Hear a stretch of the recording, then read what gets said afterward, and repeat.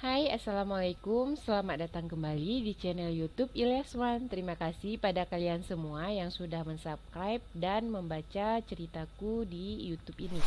Jadi, yang belum mensubscribe bisa ya untuk menekan tombol subscribe biar aku jadi semakin semangat untuk menulis cerbung.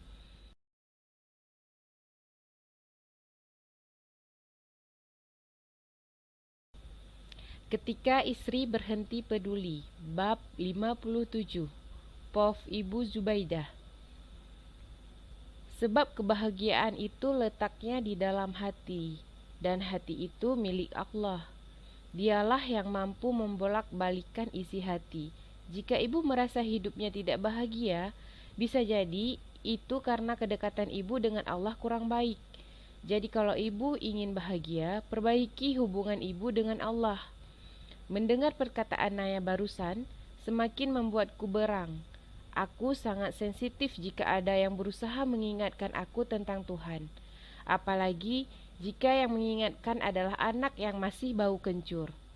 Hidup baru kemarin sudah sok mengajari tentang hidup. Diam, diam kamu wanita kurang ajar. Plak, aku menampar wajahnya dengan keras. Terbukti tanganku sampai bergetar dan perih rasanya saat ini. Arman dan wanita sialan itu sangat terkejut dengan perlakuanku barusan. Arman segera bangkit dari duduknya dan berlari ke arah Naya. Dia berkali-kali mengusap lembut pipi istrinya itu. Kenapa ibu menampar Naya? Dia hanya berusaha mengingatkan ibu agar tidak terlalu lama berada di jalan yang salah. Bentak Arman yang semakin membuat dadaku naik turun. Saat ini aku sedang berada di puncak kemarahan. Bukan kali ini saja aku menampar wanita itu. Dulu, setelah baru-baru saja dia melahirkan anaknya, aku sering menganiayanya, menampar, bahkan menjambak rambutnya dengan kuat. Naya wanita cengeng, bisa-bisanya hanya nangis. Tidak ada perlawanan apa-apa, hanya diam dan menangis. Makanya sampai sekarang pun aku berani menampar wajahnya yang sok lugu itu. Wajah yang dulu menipu banyak orang untuk membelanya. Wajah yang dia gunakan untuk merebut hati Arman. Dan dengan bodohnya, Arman malah terpikat dengan wanita sok polos ini. Itu peringatan untuk dia. Jangan pernah datang jika hanya ingin menceramahiku. Kamu dan orang tuamu tidak jauh beda, hanya manusia sok suci bermuka dua. Cih, aku mengejeknya, lalu meludah ke sembarangan arah. Aku tersenyum sinis saat Naya melihatku dengan tatapan tajamnya.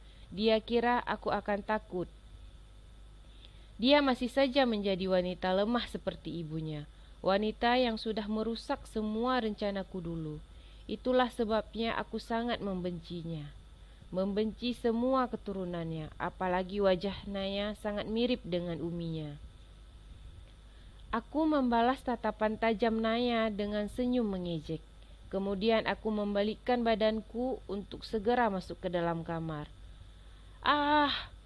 Teriakku kesakitan saat tiba-tiba ada yang menarik rambutku dari belakang. Aku segera membalikkan tubuhku untuk melihat siapa yang bersikap tidak sopan padaku. Plak! Itu balasan untuk tamparan Anda barusan. Plak! Ini untuk balasan karena Anda sudah mengejek Umi dan Abi. Dan 2 tamparan barusan untuk membalas perlakuan Anda pada saya selama ini. Tamparan bertubi-tubi yang aku terima barusan benar-benar membuat kepalaku pusing. Karena aku belum siap sama sekali saat Naya menjambak rambutku dengan tiba-tiba. Aku tidak menyangka jika dia berani berbuat sekasar ini padaku. Dasar, tidak tahu sopan santun. Nai, udah, sabar. Jangan mengedepankan emosi. Teriak Arman berusaha menarik tangan Naya agar tidak menamparku lagi. Karena pusing, aku jatuh dan terduduk di lantai. Kepalaku benar-benar pusing. Apalagi terasa seperti ada cairan yang keluar dari sudut bibirku. Memang ada gigiku yang sudah patah bagian samping. Agak sedikit runcing. Mungkin darahnya keluar dari bibir yang terkena gigi tersebut. Aku benar-benar tidak menyangka jika Naya bisa senekat ini. Padahal selama ini dia hanya diam tanpa membalas semua perlakuanku padanya. Jangankan membalas, melaporkan perlakuanku pada Arman saja dia tidak berani. Diam kamu, Mas. Biarkan aku menuntaskan semua rasa sakit hatiku pada wanita ini. Teriak Naya berusaha melepaskan diri dari pegangan Arman. Aku berusaha bangkit, takutnya dia malah menendang kepalaku. Aku menatap Naya dengan kilatan kemarahan. Beraninya anak ingusan seperti dia menamparku hingga 4 kali. Lihat istri yang kamu bela selama ini. Dasar wanita barbar, bentakku sambil menunjuk ke arah Naya. Naya berhenti memberontak. Tentu saja tenaganya kalah jauh dari Arman. Aku juga tahu jika Arman pasti akan membelaku. Bagaimanapun, akulah orang yang sudah membesarkannya dan menyekolahkannya dulu. Walaupun dari kecil dia sudah aku ajari cara mencari uang, tapi sampai dia menikah, dia masih menurut pada semua kata-kataku. Hanya saja setelah dia menikah, dia berubah. Dia lebih mementingkan Naya dan anaknya, padahal akulah yang berjasa dalam hidupnya. Jika tahu begini, sekalian saja dulu aku bunuh dia bersama ibunya. Wanita so alim itu sudah merebut Kang Hakim dariku, padahal sejak dulu aku sudah menaruh rasa padanya. Kami sering bersama sepanjang waktu. Memang tidak pernah ada pernyataan cinta dari bibirnya untukku. Tapi aku yakin jika dia juga memiliki rasa yang sama sepertiku. Terbukti saat dulu aku sering diejek oleh teman-teman yang lain karena miskin dan memakai baju bekas, Kang Hakim selalu membelaku dan mengusir anak-anak yang mengejekku.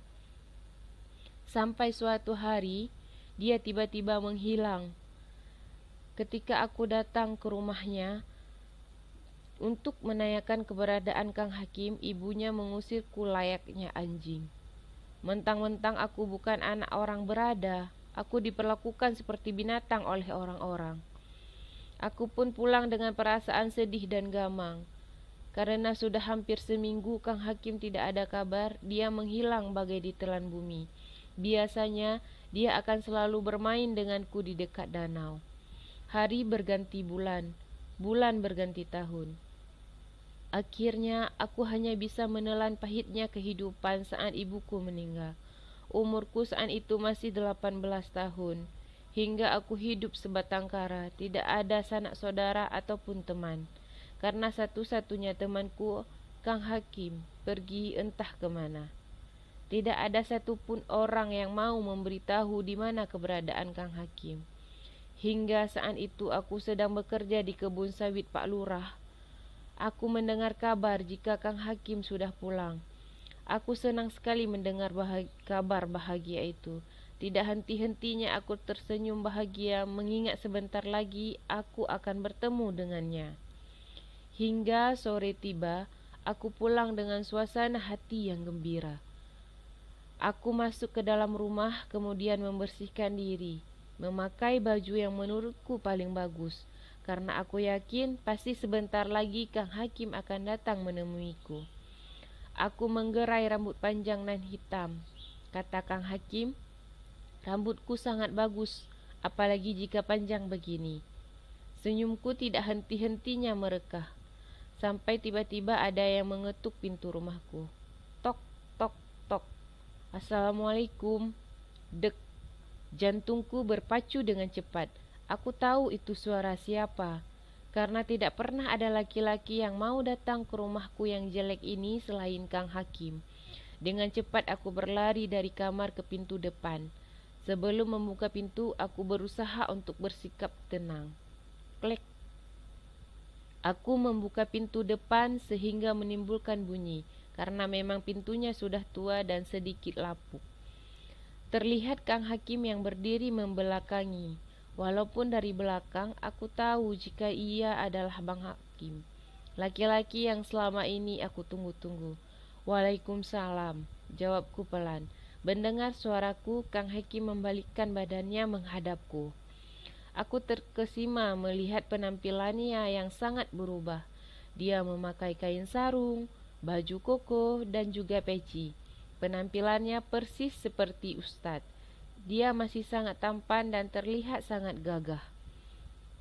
"Masuk dulu, Kang," ucapku saat kami sama-sama terdiam. Tidak usah, Dek. Aku kesini gak lama kok," tolaknya lembut. Senyumku semakin merekah. Dia masih saja memanggilku dengan panggilan Dik. Itu tandanya Kang Hakim masih punya perasaan yang sama sepertiku. "Tapi di luar tidak ada tempat duduk, Kang. Kita masuk ke dalam dulu ya. Kita juga sudah lama tidak ketemu," ajakku lagi sedikit memaksa. Aku memang ingin sekali menanyakan kemana saja dia selama ini. Akhirnya Kang Hakim masuk dan duduk lesehan di tikar yang sudah sedikit sobek. Aku ke dapur mengambil 1 gelas air putih, kemudian menaruhnya di depan Kang Hakim. "Diminum dulu, Kang. Maaf, cuma air putih," ucapku. "Iya, Dek, terima kasih." Dia mengambil gelas itu dan meminumnya sedikit. "Gimana kabar kamu?" tanyanya lembut. "Baik, Kang. Semenjak ibu meninggal, aku bekerja di kebun sawitnya Pak Lurah," jawabku. "Maaf ya, waktu ibu kamu meninggal, Akang nggak bisa datang." "Nggak apa-apa, Kang. Kalau boleh tahu, selama ini Akang kemana? Tidak ada kabar." Akhirnya pertanyaan yang selama ini aku pendam, bisa aku tanyakan langsung pada orangnya. "Maaf, dulu nggak sempat pamit. Dulu setelah tamat SMA, Akang langsung pergi mengaji di pesantren.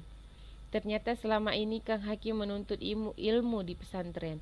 Pantas saja dia tidak pernah terlihat lagi di desa ini. Akang kesini mau bilang kalau minggu depan Akang akan menikah. Jangan lupa datang ya." Dek, bagai disambar petir di siang bolong. Jantungku rasanya berdetak lebih kencang dari biasanya. Telingaku bahkan sampai berdengung akibat berita pahit yang aku terima. Bagaimana bisa Kang Hakim meninggalkan aku yang sudah menunggunya hampir 1 tahun? Akang mau menikah?" tanyaku dengan bibir bergetar. Aku berusaha menahan air mata yang berlomba-lomba akan keluar dari sarangnya. "Iya, jangan lupa datang ya," jawabnya tanpa rasa bersalah sedikit pun. "Sama siapa?" "Sama salah satu santriwati yang ada di sana. Anak rantau," jawab Kang Hakim lagi sambil tersenyum. "Pasti dia cantik ya, Kang?" tanyaku dengan suara bergetar. Gemuruh di dalam dada membuatku seakan dunia sebentar lagi akan runtuh. Cantik, kayak bidadari. Dia itu selalu menutup diri dari pandangan laki-laki. Dia juga tidak pernah berpakaian ketat atau memperlihatkan rambutnya kepada yang bukan mahramnya, jawab Kang Hakim kembali memuji wanita itu. Mendengar jawaban dari Kang Hakim membuatku merasa minder. Aku merasa menjadi wanita yang paling rendah karena tidak pernah menutup aurat. Tapi bukankah dulu Kang Hakim sangat menyukai rambutku? Jadi bukan salahku jika tidak memakai jilbab. "Tapi Kang, apakah tidak ada perasaan apa-apa Akang padaku?" tanyaku sambil menangis. Luruh sudah air mata yang dari tadi aku tahan. Pertahananku runtuh ketika hatiku patah. "Maksudnya?" tanyanya bingung. "Bukankah selama ini Akang memberi perhatian padaku karena Akang cinta dan sayang?" tanyaku lagi meminta pertanggungjawaban atas luka di hatiku kini. "Kamu jangan salah paham. Selama ini Akang memang baik pada semua orang, bukan cuma kamu," jawabnya dengan mimik wajah tegang. Mungkin dia tidak menyangka pertanyaan itu akan keluar dari mulutku. Apalagi saat ini aku sedang menangisi nasibku yang amat malang. Tapi selama ini Akang selalu perhatian padaku. Akang selalu membelaku ketika anak-anak lain mengejek dan menghinaku. Raungku dengan tangisan pilu. "Bukan begitu.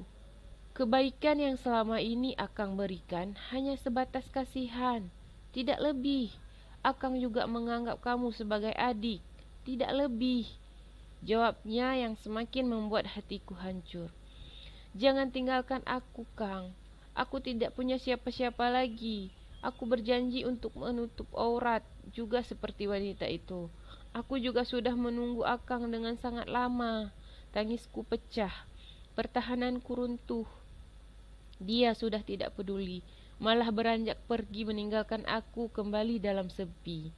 Dia pergi tanpa pamit atau permohonan maaf. Rasa cinta yang dulu tumbuh besar kini berubah menjadi benci. Aku mengepalkan tangan dengan kuat, berjanji akan membuat wanita itu menderita. Dan kamu, Akang, akan selamanya menjadi milikku, hanya milikku.